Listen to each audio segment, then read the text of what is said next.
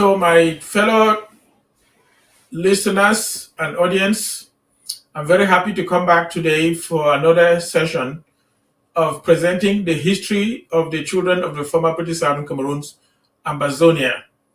In previous programs, we were able to demonstrate that we are an integral part of something larger than ourselves, of the universe itself that God created.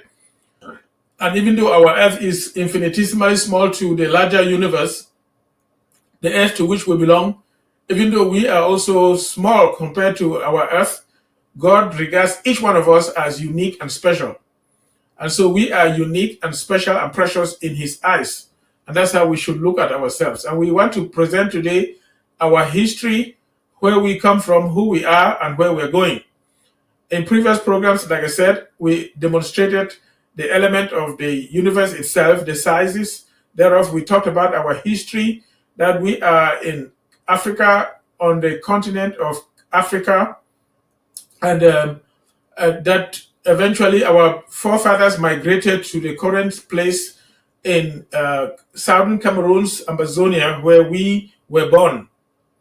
And I indicated that the migration of our people took place centuries ago, and eventually foreigners invaded or came to trace our roots and came to us. And most notably, recently, we've had missionaries coming through the south, Jamaican Baptist missionary coming in the person of Joseph Merrick, as well as Alfred Seca from Britain. And they worked together first in Fernando Po, and after the Spaniards evicted them for being Protestants and not Catholics, they landed in Victoria, what they call Victoria in Bimbia, and the Ambas Bay, and settled there. And then eventually introduced the Baptist faith as well as schools, education within the territory of the land that we call Ambazonia today. So the Ambazonia appellation is determined based on the Ambas Bay that these people found. And also I indicated that Alfred Seca was from Britain, and he requested for the British crown that was at the time enthroned by Queen Victoria, which is why he named the capital where he was seated Victoria, which La République changed in 1982 to Limbe. So anyway, he asked the British crown to protect that territory as British territory. And so eventually Britain granted that protectorate status around 1884. And with time, due to the Conference of Berlin that partitioned Africa, the Britain ceded that to the Germans. So I want to go today and give more information about what has happened to us during the reign of the Germans, coming through the First World War, how we went back to the British again after the First World War, and then how things ended with the Second World War. Now, I want to, as a prelude, indicate that there has always been war among the Europeans in the European mainland. All around the world, actually, there are wars among peoples. So even in the African continent, tribes have fought each other, trying to displace them from fertile territory or trying to seize stronger tribes, pushing smaller ones and taking their land. Even in Asia, Japan fought against China to take Manchuria and other places like that. So in European territory, there was warfare as well, going on for centuries. In fact, for millennia. At one time, there was a 100 years war occurring between Britain and France, and they would seek to bring peace among themselves. And the situation got to the point where some Europeans decided to take flight, and that's how people left Britain and Europe and ended up in the United States of America and founded the United States and displaced the American Indians. And now the immigrants that came from Europe claim to possess and own the United States of America. So there have always been wars. And in the process of these wars, nations have tried to make peace, because always when there is fighting, people try to make peace. So they have tried also throughout time to bring some peace and prevent war. And so as these wars were occurring between different nations in the European mainland particularly, efforts have been made to bring nations together in order to prevent war since the time of Napoleon. And there are examples of different associations of small groups of nations, and yet we still have wars going on. So during the partitioning of Africa, I want to bring this home to Amazonia. During the partitioning of Africa, there was also going to be war breaking out between the European nations as they scrambled for Africa. Congo, Belgium wanted to take Belgian Congo, which is Congo Brazzaville or Democratic Republic of Congo, Congo Kinshasa, which was a very rich and fertile country. And Britain was almost going to go to war with Germany over the land of Amazonia, the Ambas Bay territory, and also around Douala there. So they decided to hold a conference of Berlin and decide on the borders of the different countries and the possessions in order to prevent war between the European countries trying to get territory. So that was the purpose and the essence of the Conference of Berlin. And in that Conference of Berlin, land was ceded to different countries all across Africa, and the Germans had Cameroon, and the British that had initially taken possession and protected the land of Amazonia as an Ambas Bay protectorate, ceded that territory to the Germans in 1887, and the British remained with Nigeria. So now we are under the German Cameroon, and the Germans now were in charge.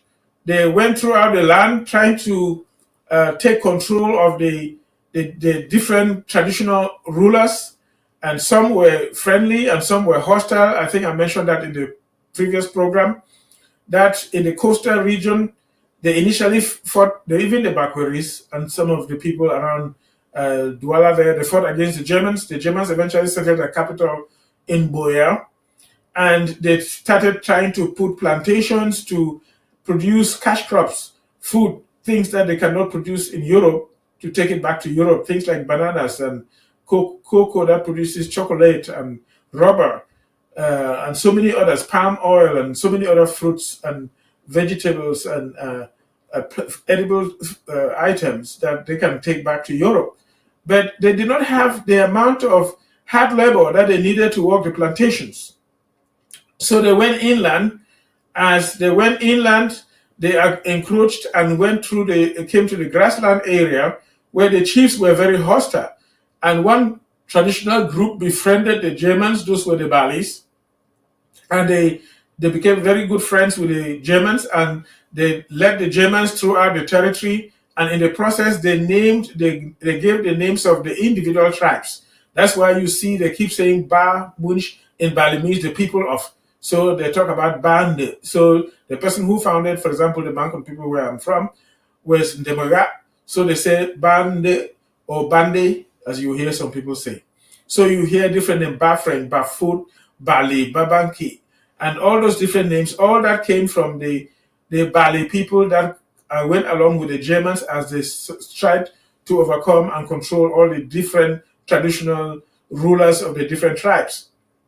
And they were resistant to other tribes. My own people fought against them. I think I mentioned that yesterday. There were two wars, the Mankon Bafut wars, and we defeated the Germans the first time, and the second time the Germans came as a punitive war and defeated us and burned the palace, which was reconstructed later. And I even gave my own personal story how my grandmother came out of Bafut during that war, and the founder of Bafut was sent to Douala in exile. As they continued that journey through the territory, even in Fumban, the Fumban people fought against the Germans, and the Fumban Sultan was sent to Yaoundé in exile.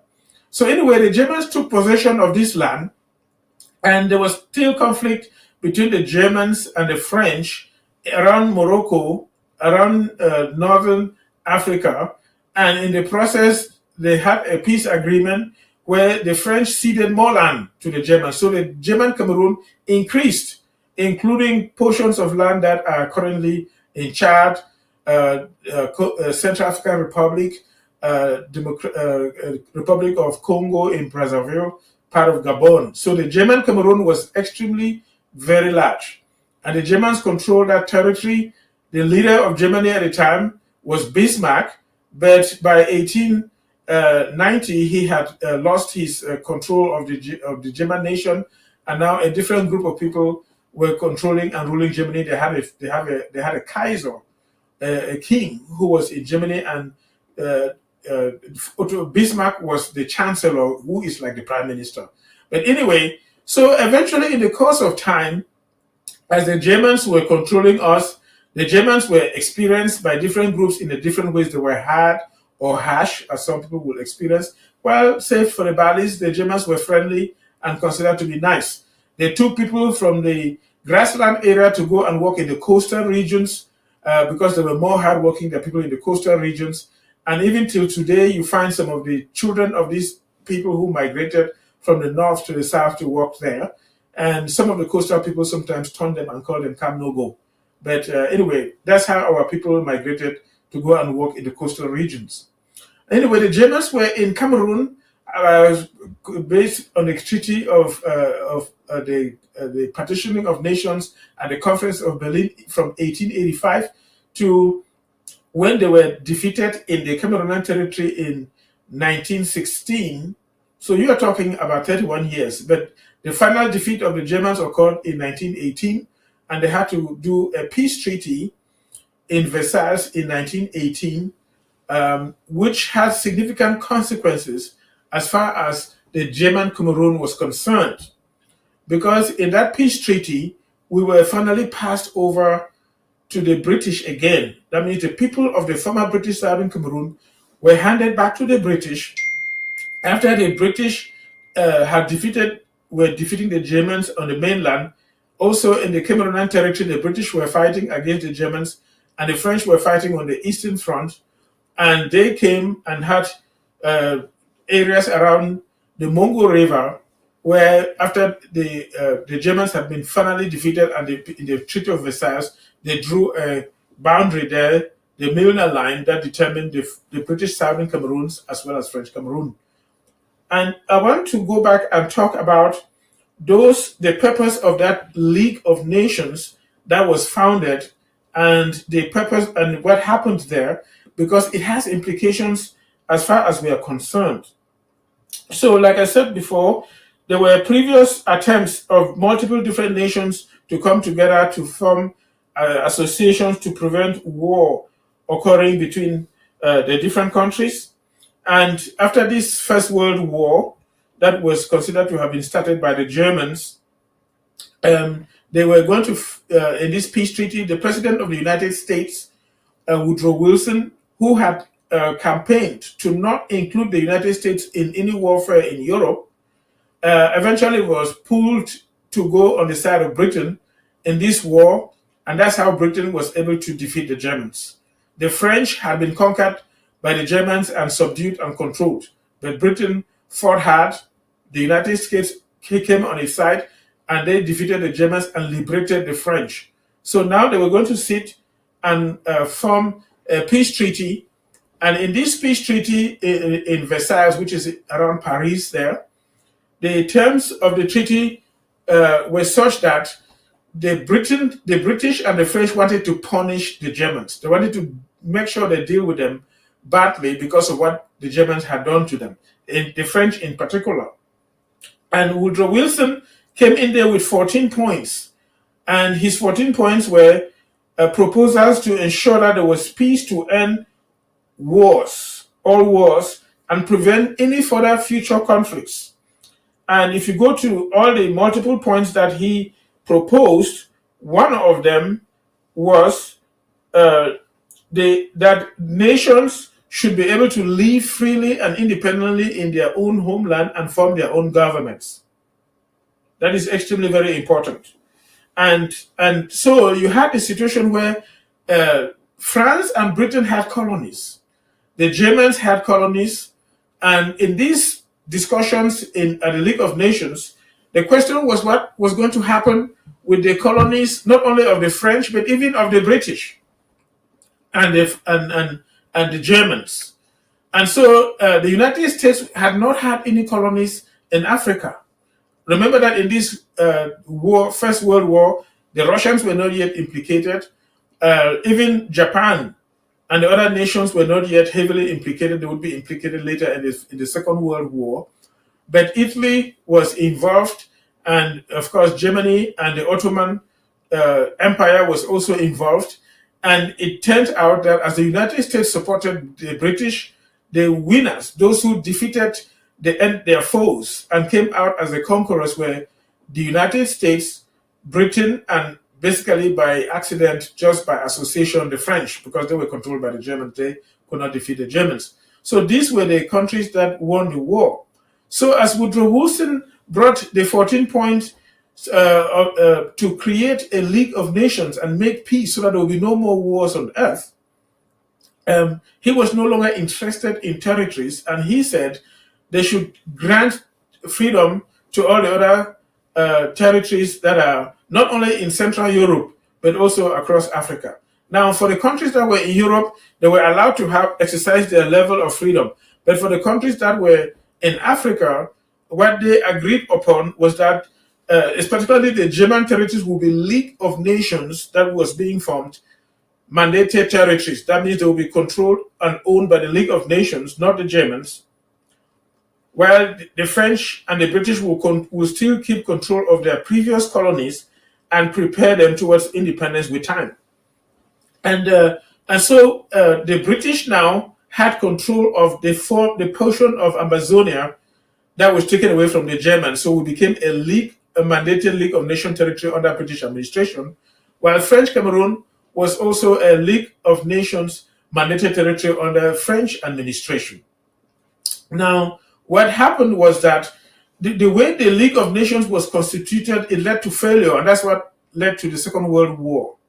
So indirectly, they gave powers to the conquerors. That means the British in this case and the French, and I know why I didn't mention the United States. So even though Woodrow Wilson is the one who brought the points that led to the formation of the League of Nations, when he came back to the United States, the US Senate voted against the United States participating in the League of Nations because the US did not want to be involved in European wars. They thought that the Europeans should solve their wars among themselves and make peace among themselves, and the US did not want to be pulled onto it. Because remember, the US seceded from Britain, from their own country, and had been basically building themselves up, went through the Civil War in just about a few years, just like 50 years before this First World War, and they were not interested in being dragged into another war. So the US Senate voted against it, even though the League of Nations was formed on the inspiration and guidance of the US president. And so that's why the United States was not a member of the deciding members of the League of Nations.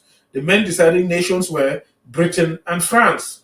And they excluded the Germans, they excluded the Japanese, they excluded even later on the Ottoman Turks. They brought in other nations to be in there just as symbolic members who could say things. They were just like for the three nations, but they could not have any voice. The only powers that had voice in there were the British and the French. And so these two nations failed woefully. So there was a war that broke out between the Ottoman Turks and Greece, which they managed to try and resolve by allowing Turkey to become a nation from the Ottoman nation. And Turkey retained the territory that they were fighting against the Greece. Then there was another war, but then there was further war in Spain and also in Asia between the Japanese and the Chinese and Manchuria, which they were not able to solve.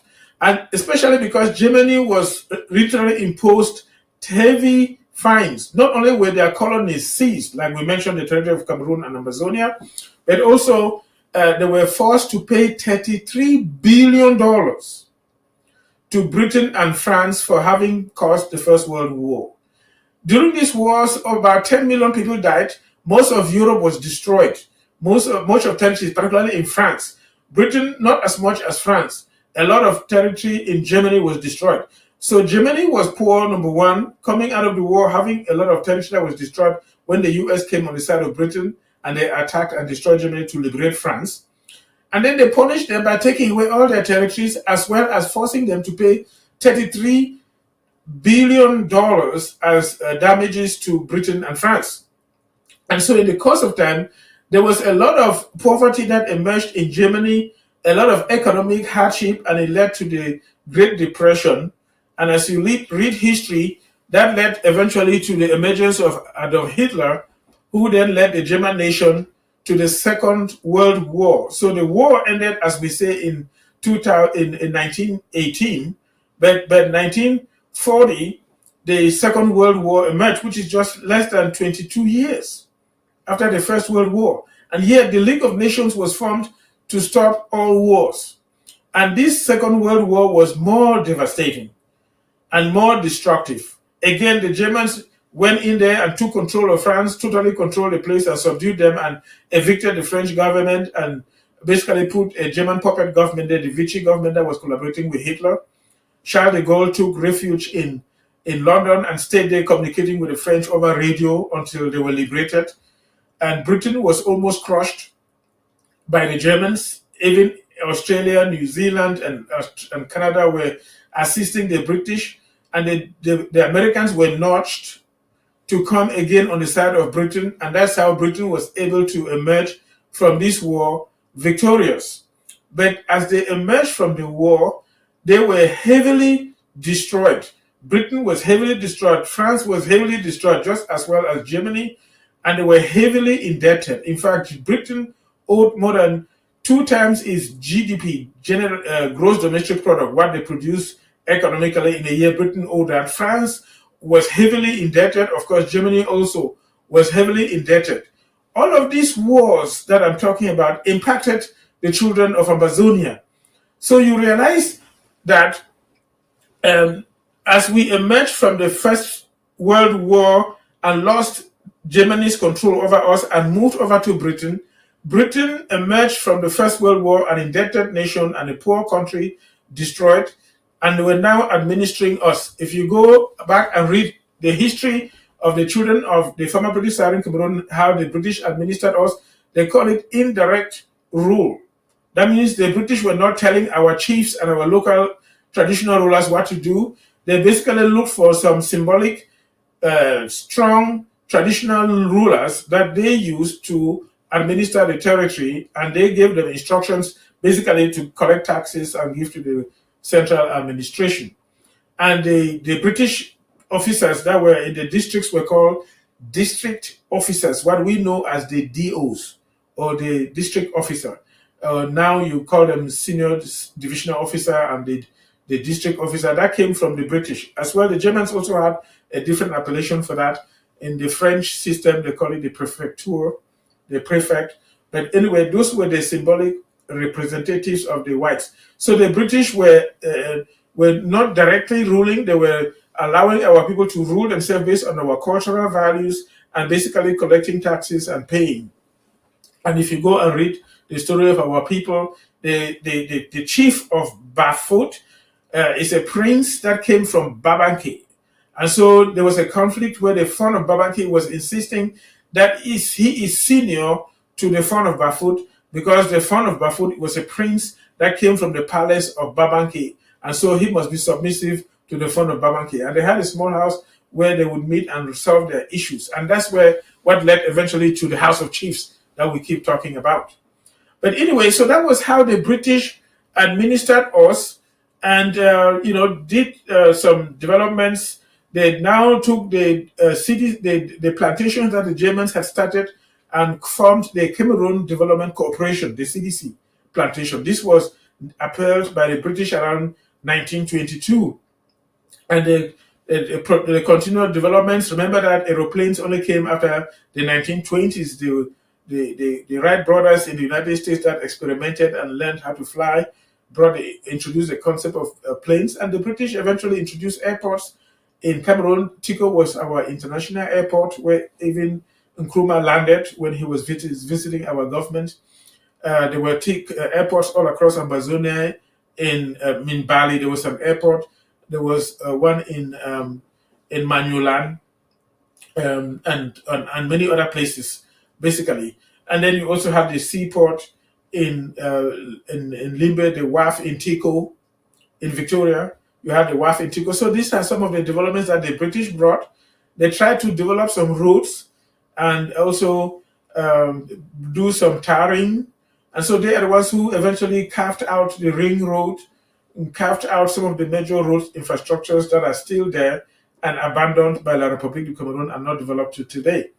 So anyway, that is the experience that we had under the British. But unfortunately, within 22 years, it led to another war again, the Second World War, which led them to be heavily indebted. And so the reason the League of Nations failed was because the US was not part of it. That was denied by the US Senate. And now, since another war broke out, and it was more implicating the United States and it was more destruction, so the United States came in now on force, and they decided to mutate the League of Nations into the United Nations just after the Second World War around 1945. And during this war against the Germans in Central Europe, the Russians encroached the German territory from the east, while the British and the Americans attacked the Germans from the west. Remember, the French were under total subjugation by the Germans. And so these territories emerged as the victors, and basically France is being carried like a little baby by the British and the Americans. And so they emerged as the victors. And so when they formed the United Nations, the UN now, the United States now agreed to be a member of it. The Russians were also a member of it. In the East, the Japanese had been resistant to be members of the League of Nations, and they were disrespectful of the Western nations and became allies of the Germans. So when the Chinese collaborated and they defeated and pushed out the Japanese, and the Chinese have a larger population size, so the Chinese were rewarded with a position in the UN Security Council. So the UN Security Council, just as the leaders of the League of Nations, are usually a club of those who won the last major war. So, like I said, the League of Nations, Britain won the war, took the French with them, and became the deciding members of the League of Nations. And now, with the formation of the United Nations, the deciding five, the United States, Britain, France, Russia, and China. Those are the permanent members of the UN Security Council that has continued since 1945. And the other nations, they are granted opportunities to sit there and talk, they've enlarged them, but they don't have any significant voice. These five have veto power. If only one of them vetoes, a major decision is null and void. And the politics that happens there usually is that the US will talk China and Russia into abstaining. And then when the US votes, Britain goes along with them and France just follows. And so whatever the US says decides. So basically, decisions of the UN Security Council are determined by the United States of America, in fact. But anyway, that has implications as far as the children of Amazonia are concerned. In this sense, remember that when they were forming the League of Nations, Woodrow Wilson suggested that the German territories will be League of Nations territories. So when the League of Nations mutated into the United Nations, then this League of Nations territory became United Nations mandated territories, not colonies of France or Britain. And so Britain was administering the English-speaking part, the former Bay Protectorate of Britain that went under Germany, that went back to Britain after the First World War. Britain was administering it after 1945 on behalf of the United Nations that emerged out of the League of Nations. And at the same time, France was administering its own portion of East Cameroon on behalf of the United Nations. Now, what happened was the United Nations and Germany and Russia insisted that the colonial powers must prepare their nations towards independence. That means Britain had to prepare all its nations towards independence, just as France would also have to do the same. By 1922, remember that also came out in the League of Nations, Woodrow Wilson had said that the administering authorities had to prepare their primitive people towards self-rule and independence. They granted immediate self-governance to European nations, but for African nations, they thought that they were not mature enough to start ruling themselves. And so they admonished the British and the French to prepare those nations towards the ability to administer themselves, but they will still remain almost as pupils under British administration and under French administration. So anyway, as far as Africa is concerned, in 1922, the British gave independence to Egypt, And it took them time to grant independence to other nations. And what happens is that after the Second World War, like I said, Britain was heavily indebted, impoverished. France was heavily indebted and impoverished. And even though the United States and Russia insisted that they should prepare their territories, including the UN mandated territories, towards independence, these two countries conspired behind the scenes not to grant true independence to these African nations. Not only the mandated territories, but even the other nations that were under their rule. They literally pretended to grant them independence in the sense that they prepared some dark skinned looking local indigents to come to governance like they are ruling, but they will be serving the interest of France and Britain such that they will control the whole economy and continue the exploitation. Remember, the Europeans came for our resources. They came as business people to establish bases to buy things from Africa. Eventually, with the Industrial Revolution, they came for our raw materials, and also as they started manufacturing goods, they also came to sell their products. So they have always come for our stuff. They don't really care about the people. And so, as they did not want to truly give the people independence, they manufactured what was looking like an independence in order to continue controlling the people and continue exploiting the resources of the land, even though they may have local indigenes looking like them sitting there as government. And so that's what happened with us also in the land of Amazonia. And so, as the British were controlling us with Nigeria, we had relative freedom. You know, I talked how the British, when they were ruling us at first, they were practicing indirect rule. That means they gave us some relative freedom. With the French, it was different. The French had total, full control. And so we had indirect rule. That's why our forefathers had some level of autonomy, so that when we were under the British, being controlled from Lagos, and then eventually with the eastern portion of Nigeria, we moved to Enugu. Our forefathers with Endele, they advocated that we didn't agree with the politics of Nigeria, and so we benevolently disagreed and decided to secede and move from Enugu to Boya to form our own autonomous government. We'll come back to that in future programs and go into details, but I just want to explain that the territories that were ruled by the British had some more relative freedom, more than the French controlled territories. And that's why our forefathers were able to leave Enugu and went to Boya and started practicing their own self-governance from 1954, which was the first country in sub-Saharan Africa to practice self-governance. Remember that Ghana got independence in 1957. So before Ghana even had their independence under Nkrumah in 1957 to start practicing some level of governance, we had already started in 1954 to do so in Boya under Endele. So anyway, while in French Cameroon, they had no freedom. They were totally subjugated and controlled by the French. And so as the situation emerged, our forefathers, as they were preparing us towards the semblance of independence, not knowing that the British were conspiring with the French from behind, our forefathers met and agreed in Mamfe to advocate for our true independence and forming our own government and country. But the British lied by claiming that we did not have sufficient funds, we are not economically strong to be a viable country, even though we were much smaller country like Senegal, like Gambia, even like Fernando Po.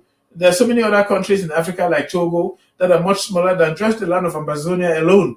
And besides that, before we acquired independence, if you go and review the records, just the former British Southern Cameroon, the land of Amazonia, produced all the resources that were financing not only our economic needs, but also the former British Northern Cameroons, the portions of Cameroon taken from the Germans that the British controlled in the northern parts that are today with Nigeria.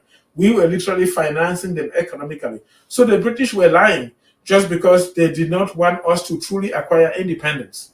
One of the reasons was because after the Second World War, as we were approaching the level of independence, the Cold War broke out between the Soviet Union and the United States, or the United States allies and allies of the Soviet Union. And so You know, in East Cameroon, most of the people that were fighting there, they had some sympathies towards the Soviet philosophy of communism. There were many other African leaders that were also acquiring independence and had theoretical, cognitive sympathies towards this Soviet philosophy. So they were afraid that West Cameroon becoming independent may become an allied nation of the Soviet Union, especially because the Bamileke and the Bassas that were fleeing persecution and killings and genocide in East Cameroon were coming to our territory and were resistant to the French, seeming to be sympathetic to Soviet philosophy. So that's one of the reasons why they refused us from becoming independent. They wanted us to become independent by aligning with Nigeria, controlled by the British, or aligning with La Republique to be controlled by the French. That is one of the major reasons. But besides that, they went behind the scenes and agreed to exchange some money that eventually, if we, in the so-called plebiscite, which was practiced in Europe, if you read the books, you notice that during the time of the League of Nations, with all the battles that occurred in Central Europe, around Romania and Yugoslavia and all those territories, to have autonomy, they allowed them to practice plebiscite and referenda to make decisions for themselves, which they did not give to us. That's why they brought the idea of plebiscite to us. But anyway, so they deceived us to make that decision to either stay with Nigeria or with La République du Cameroun for those reasons. And that's how our independence was betrayed. And then we joined La République du Cameroun. I don't know whether I may have gone too fast, but I thought I will bring out these ideas to realize that peace associations have occurred always throughout history with all the wars all around the world, and that with the formation of the League of Nations under the inspiration of the United States, the idea of granting self-autonomy to different nations came from Woodrow Wilson, the American president, and Britain and France did not colonize us. We were a German colony. They were just given administering authority over us and mandated to prepare us towards independence. And then, unfortunately, because they became heavily indebted with the wars, they botched our independence, which has still not been actualized till today. I don't know, I may want to stop right here.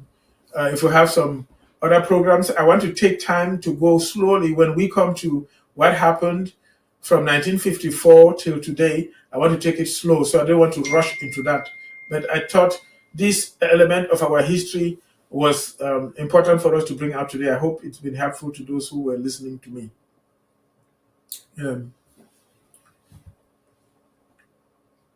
Okay. Formalized the scramble for Africa. The scramble, a term coined by the British around 1884, was a period of time in the late 19th and early 20th centuries where several European powers explored, divided, and conquered the continent of Africa. The Berlin Conference was a series of negotiations between 13 European nations and the United States. 1914, Nigeria, Togo, and Cameroon were all invaded. The colony of Ghana and Benin were also forcefully dragged into the conflict. Over 9 million soldiers and civilians lost their lives. Empires crumbled, revolution engulfed Russia, and America rose to become a dominant world power. To fully understand why this happened, let's take a look back in history.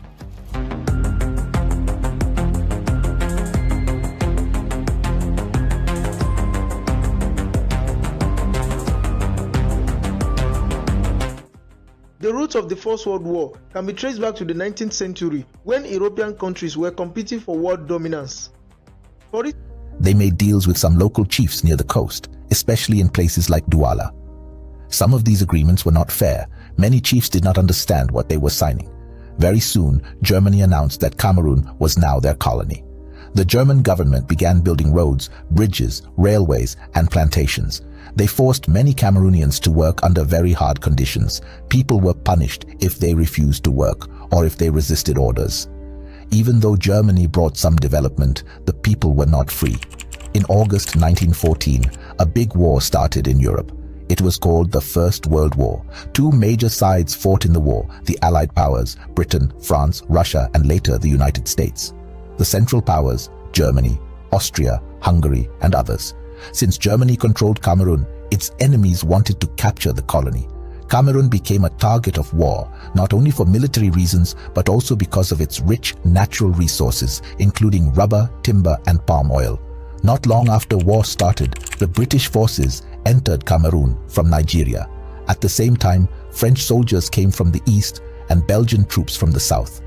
The Germans had their own army, and they also trained and used African soldiers called Askaris. The Germans were strong and had good weapons, but they were surrounded. The invaders moved slowly through rivers, forests, and swamps. The weather, wild animals, and disease made the war even harder. One of the first big battles took place in Douala, a very important port city. The British and French used warships to attack the coast. After days of heavy fighting, the Germans were forced to leave the city. Douala became the main base for the Allied forces in Cameroon. The fall of Douala was a big blow to German power. From there, the Allies started moving inland to capture more towns and villages. After Douala, the Allies moved toward the interior of Cameroon. They faced tough resistance from the Germans, especially in the mountains and forests. There were bloody battles in places like Garoua in the north, Nkongsamba in the west, Edea and Yaoundé in the south. Cameroonian villagers often did not know who to support. Some helped the Germans, others helped the British or French. Many simply wanted peace and safety, but their farms and homes were destroyed during the battles. The war caused hunger, sickness, and death for many innocent people. Animals were killed, schools were closed, and children could not go to class. By early 1916, the Germans were losing badly. They had lost most of their strongholds and were running low on food and supplies. Many German officials and soldiers escaped into Spanish Guinea, now Equatorial Guinea, which was a neutral colony. The remaining German soldiers surrendered to the British and French forces in February 1916. This marked the end of German Cameroon. Germany was gone, but peace had not yet fully returned. After World War I ended in 1918, the League of Nations decided what would happen to former German colonies. In 1919, they divided Cameroon between France and Britain. France took over the larger eastern part, now called French Cameroon. Britain took over the western strip, next to Nigeria, and called it British Cameroons. Each colonial power ruled its part differently. French Cameroon followed French laws, language, and school systems. British Cameroons followed British customs and were linked to Nigeria. This division would later lead to deep problems, especially the Anglophone-Francophone conflict that Cameroon still faces today. The defeat of German Cameroon during World War I changed the history of Cameroon forever. Although Germany was gone, the people of Cameroon were not free. They were now under British and French colonial rule. The war brought pain, suffering, and division, but it also showed the strength and courage of the Cameroonian people. Today, we remember this time as a key moment in the long road to independence and self-determination.